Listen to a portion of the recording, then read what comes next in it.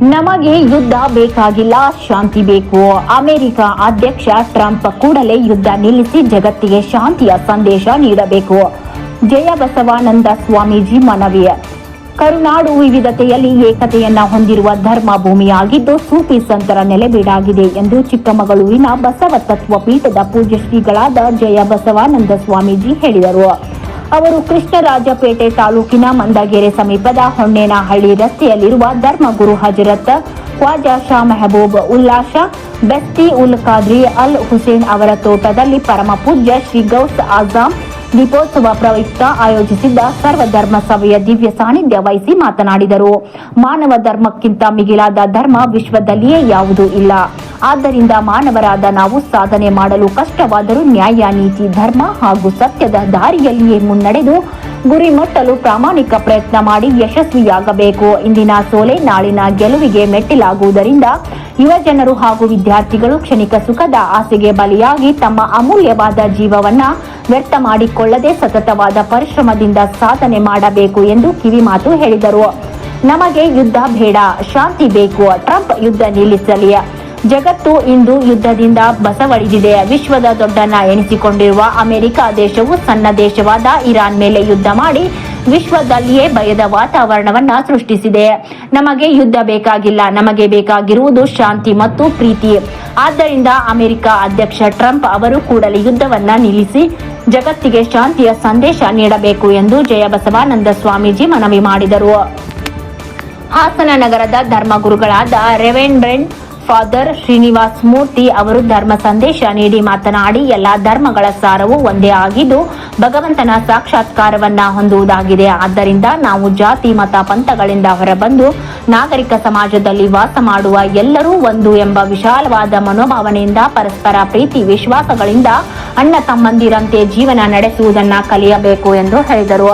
ಧರ್ಮಗುರುಗಳಾದ ಖ್ವಾಜಾ ಶಾ ಮೆಹಬೂಬ್ ಉಲ್ಲಾ ಶಾ ಬೆಸ್ತಿ ಉಲ್ ಖಾದ್ರಿ ಅಲ್ ಹುಸೇನಿ ಮಾತನಾಡಿ, ಪರಮ ಪೂಜ್ಯ ಗುರುಗಳಾದ ಶ್ರೀ ಗೌಸ್ ಆಜಾಂ ದೀಪೋತ್ಸವದ ಪ್ರಯುಕ್ತ ಪ್ರತಿ ವರ್ಷದಂತೆ ಈ ವರ್ಷವೂ ಸರ್ವಧರ್ಮ ಸಭೆಯನ್ನ ಆಯೋಜಿಸಿ ನಾಡಿಗೆ ಪ್ರೀತಿ, ಪ್ರೇಮ ಹಾಗೂ ಸೌಹಾರ್ದತೆಯ ಸಂದೇಶವನ್ನ ನೀಡಲು ನಾವು ಮುಂದಾಗಿದ್ದೇವೆ. ಕರ್ನಾಟಕ ರಾಜ್ಯವು ಬಸವಾದಿ ಶರಣರು ಸೇರಿದಂತೆ ಸೂಫಿ ಸಂತರ ನೆಲೆಬೀಡಾಗಿದೆ.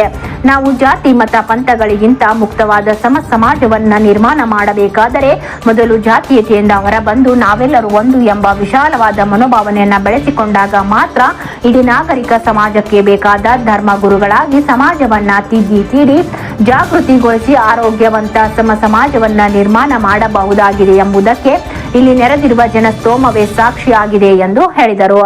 ಕಾರ್ಯಕ್ರಮದ ಅಧ್ಯಕ್ಷತೆ ವಹಿಸಿದ್ದ ಕರ್ನಾಟಕ ರಾಜ್ಯ ರೈತ ಸಂಘ ಹಾಗೂ ಹಸಿರು ಸೇನೆಯ ರಾಜ್ಯಾಧ್ಯಕ್ಷರಾದ ಕೋಡಿಹಳ್ಳಿ ಚಂದ್ರಶೇಖರ ಮಾತನಾಡಿ, ಕೃಷ್ಣರಾಜಪೇಟೆ ತಾಲೂಕಿನ ಮಂದಗೆರೆ ಸಮೀಪದ ಹೊನ್ನೇನಹಳ್ಳಿಯಲ್ಲಿರುವ ತೋಟದಲ್ಲಿ ನಾಡಿಗೆ ಶಾಂತಿಯ ಸಂದೇಶ ಸಾರುವ ಸರ್ವ ಧರ್ಮಗಳ ಸಭೆ ನಡೆಸುತ್ತಿರುವುದು ಇಡೀ ನಾಗರಿಕ ಸಮಾಜವೇ ಮೆಚ್ಚುವ ವಿಚಾರವಾಗಿದೆ.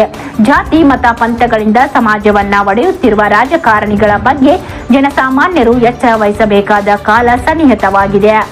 ಜನಸಾಮಾನ್ಯರು ಸಾರ್ವಭೌಮರಾಗಬೇಕು. ಅನ್ನದಾತನಾದ ರೈತನ ಬದುಕು ಹಸುನಾಗಬೇಕು. ಆಗ ಮಾತ್ರ ಸಮಾಜದಲ್ಲಿ ಏನನ್ನಾದರೂ ಬದಲಾವಣೆ ಕಾಣಲು ಸಾಧ್ಯವಿದೆ. ಇಲ್ಲದಿದ್ದರೆ ಎಲ್ಲವೂ ಶೂನ್ಯ ಎಂಬ ಭಾವನೆ ಮೂಡುತ್ತಿದೆ. ದೇಶಕ್ಕೆ ಸ್ವಾತಂತ್ರ್ಯ ಬಂದು 75 ವರ್ಷಗಳು ಕಳೆಯುತ್ತಿದ್ದರೂ ಸಂವಿಧಾನದ ಆಶಯಗಳು ಇಂದಿಗೂ ಈಡೇರಲಿಲ್ಲ. ಅನ್ನದಾತನಾದ ರೈತನ ಬದುಕು ಇಂದಿಗೂ ಕಷ್ಟದಲ್ಲಿಯೇ. ಆದರೆ ನಮ್ಮನ್ನ ಆಳುತ್ತಿರುವ ರಾಜಕಾರಣಿಗಳು ಪ್ರಜಾಪ್ರಭುತ್ವದ ಹೆಸರಿನಲ್ಲಿ ನಾಡಿಗೆ ಹಾಗೂ ತಮ್ಮನ್ನು ಆರಿಸಿ ಕಳಿಸಿದ ಪ್ರಜೆಗಳಿಗೆ ಮೋಸ ಮಾಡುತ್ತಿದ್ದಾರೆ. ಎಲ್ಲ ರಾಜಕೀಯ ಪಕ್ಷಗಳು ಭಾರಿ ಭ್ರಷ್ಟಾಚಾರದಲ್ಲಿ ತೊಡಗಿವೆ. ಜನಪ್ರತಿನಿಧಿಗಳನ್ನ ಆಯ್ಕೆ ಮಾಡುವ ಚುನಾವಣೆಗಳು ಪಾರದರ್ಶಕವಾಗಿ, ಹಣ ಹೆಂಡದ ಆಮಿಷವಿಲ್ಲದೆ ಮುಕ್ತವಾಗಿ ಹಾಗೂ ಪಾರದರ್ಶಕವಾಗಿ ನಡೆದು ಯೋಗ್ಯ ಜನಪ್ರತಿನಿಧಿಗಳನ್ನ ಆಯ್ಕೆಯಾದಾಗ ಮಾತ್ರ ಸಮಾಜದಲ್ಲಿ ಬದಲಾವಣೆಯನ್ನ ಕಾಣಬಹುದೇ ಹೊರತು ಇಲ್ಲದಿದ್ದರೆ ಯಾವುದೇ ಪ್ರಯೋಜನವಾಗುವುದಿಲ್ಲ. ಜನಜಾಗೃತಿಯೊಂದೇ ಭ್ರಷ್ಟಾಚಾರದ ನಿರ್ಮೂಲನೆಗೆ ಇರುವ ಮೂಲ ಮಂತ್ರವಾಗಿದೆ ಎಂದು ತಿಳಿಸಿದ ಕೋಡಿಹಳ್ಳಿ ಚಂದ್ರಶೇಖರ್, ರೈತ ಸಂಘದ ಕಾರ್ಯಕರ್ತರು ಹಾಗೂ ಸಾಮಾಜಿಕ ಚಿಂತಕರಿಗೆ ಸದ್ಯದಲ್ಲಿಯೇ ಚಿಕ್ಕಮಗಳೂರಿನ ಬಸವ ತತ್ವ ಪೀಠದಲ್ಲಿ ತರಬೇತಿ ಶಿಬಿರವನ್ನ ಆಯೋಜಿಸಿ ಆರೋಗ್ಯವಂತ ಸಮಾಜದ ನಿರ್ಮಾಣಕ್ಕೆ ಬೇಕಾದ ಜಾಗೃತಿಯ ಮಾರ್ಗದರ್ಶನ ನೀಡಲಾಗುವುದು ಎಂದು ತಿಳಿಸಿದರು.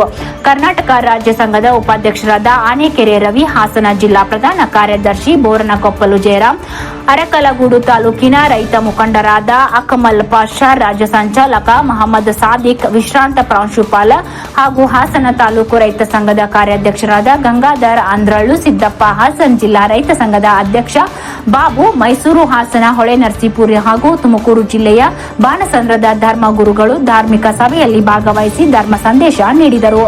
ಇದೇ ಸಂದರ್ಭದಲ್ಲಿ ಕರ್ನಾಟಕ ಮಾಧ್ಯಮ ಅಕಾಡೆಮಿ ಪ್ರಶಸ್ತಿ ಪುರಸ್ಕೃತ ಹಿರಿಯ ಪತ್ರಕರ್ತ ಕೆಆರ್ ನೀಲಕಂಠ ಮತ್ತು ಕರ್ನಾಟಕ ಕಾರ್ಯನಿರತ ಪತ್ರಕರ್ತರ ಸಂಘದ ವಾರ್ಷಿಕ ಪ್ರಶಸ್ತಿ ಪುರಸ್ಕೃತ ಪತ್ರಕರ್ತ ಕಿಕ್ಕೇರಿ ಬಲರಾಮ ಅವರನ್ನು ಕೋಡಿಹಳ್ಳಿ ಚಂದ್ರಶೇಖರ ಸನ್ಮಾನಿಸಿ ಗೌರವಿಸಿದರು.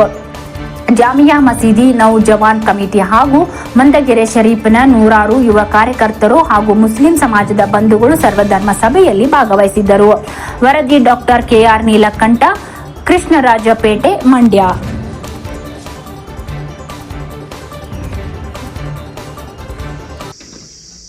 ಈ ಭಾರತ ಇರೋದು ಸಾಧು ಸೂಫಿ ಸಂತಗಳ ದೇಶ.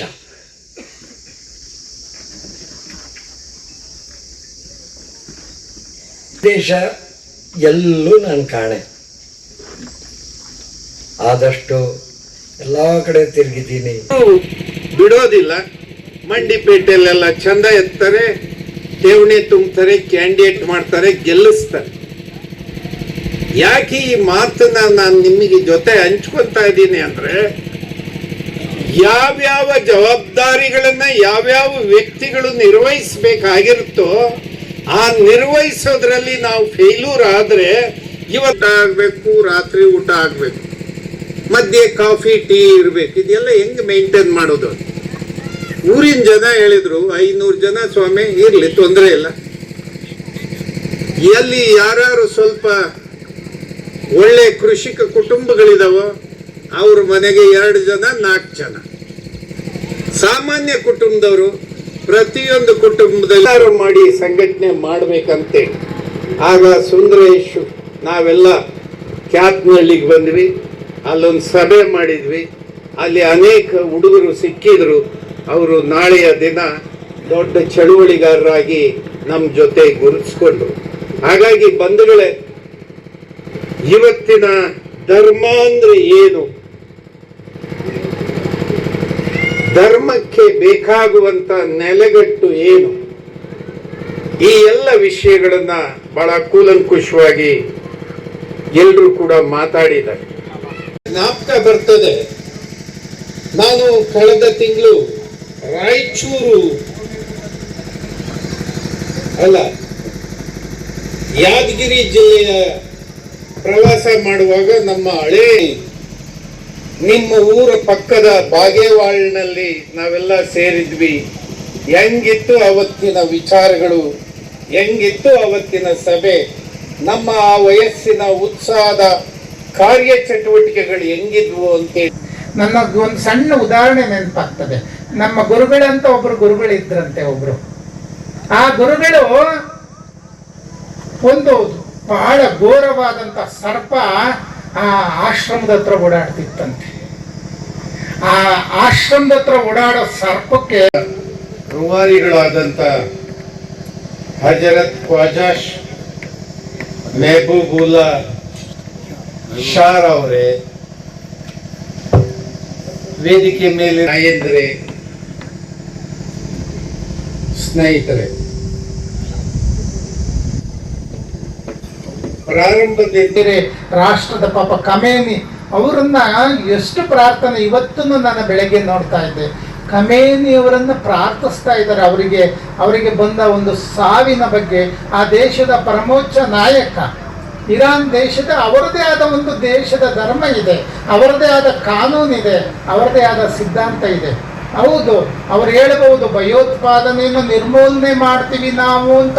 ಆ ಟ್ರಂಪ್ ಅವ್ರು ಹೇಳ್ತಾರೆ, ಒಬ್ಬ ರೋಗಿ ತುಂಬಾ ಕಷ್ಟದಲ್ಲಿದ್ದಾನೆ, ಆ ರೋಗಿಗೆ ಕೈ ಹಿಡಿದು ಮೇಲೆತ್ತಿ ಅವನನ್ನ ಆಸ್ಪತ್ರೆವರೆಗೆ ಸಾಗಿಸ್ತಿರಲ್ಲ, ಅದು ಧರ್ಮ. ಯಾರು ರೈತರಿಗೆ ಏನು ಇವತ್ತು ಜಗತ್ತಿಗೆಲ್ಲ ಅನ್ನ ಕೊಡ್ತೀವಲ್ಲ, ಆ ರೈತ ಇದನ್ನಲ್ಲ, ಆ ಉಳುಮೆ ಮಾಡ್ತಕ್ಕಂಥ ಕುಳದಲ್ಲಿ ಆ ಉತ್ತು ಬೆತ್ತು ಬೆಳೆಸಿ ಆ ಕಾಳನ್ನ ರಾಶಿ ಮಾಡಿ ಧರ್ಮನ ಅಂತ. ನಿಜವಾದ ಧರ್ಮ ಯಾವುದಪ್ಪ ಅಂದರೆ, ನಮ್ಮ ಗುರುಗಳು ಯಾವಾಗಲೂ ಒಂದು ಮಾತು ಹೇಳ್ತಿದ್ರು, ಈ ಜಗತ್ತಿನಲ್ಲಿ ಎಷ್ಟು ಜನರಿದ್ದಾರೋ ಅಷ್ಟು ಧರ್ಮಗಳಿವೆ ಅಂತ ಹೇಳ್ತಿದ್ರು.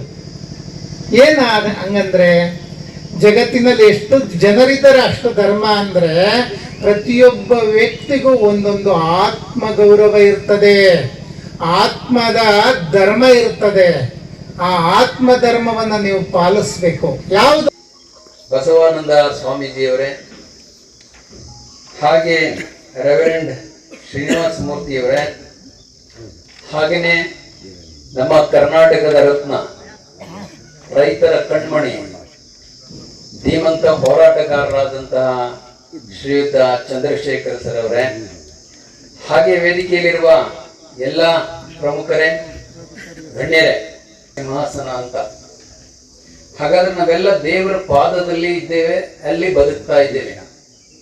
ಅದಕ್ಕೋಸ್ಕರ ಇದೊಂದು ದೇವರ ಸಾನ್ನಿಧ್ಯ ಅಂತ. ತುಂಬಾ ಯಾವ ಉದ್ದೇಶಕ್ಕಾಗಿ ಆತುಕೊಂಡಿದ್ದೇವೆ ಎಂಬುದಾಗಿ ನಾವು ತಿಳ್ಕೊಳ್ಬೇಕಾಗಿದೆ. ಇವತ್ತು ವರ್ಷ ನಾವು ಬರ್ತಾ ಇದ್ದೇವೆ, ವರ್ಷ ಇದನ್ನು ಆಚರಿಸಿಕೊಂಡು ಹೋಗ್ತಾ ಇದ್ದೇವೆ. ಆದರೆ ಈ ದೀಪೋತ್ಸವ ನಮ್ಮ ಜೀವಿತದಲ್ಲಿ ಆ ಬೆಳಕಿನ ಮಾರ್ಗದಲ್ಲಿ ಹೋಗುತ್ತಾ ಇದೆ ಎಂಬುದನ್ನು ನಾವು ತಿಳ್ಕೊಳ್ಬೇಕಾಗಿದೆ. ಎಲ್ಲರೂ ಬರ್ತಾರೆ, ಎಲ್ಲರೂ ಪ್ರವಚನ ಹೇಳ್ತಾರೆ, ಎಲ್ಲ ಹೋಗ್ತಾ ಇದ್ದಾರೆ. ಆದರೆ ನಮ್ಮ ಜೀವಿತದಲ್ಲಿ ಆ ಬೆಳಕು ನಮ್ಮ ಹೃದಯದಲ್ಲಿ ಇದೆ ಎಂಬುದಾಗಿ ನಾವು ತಿಳ್ಕೊಳ್ಬೇಕಾಗಿದೆ.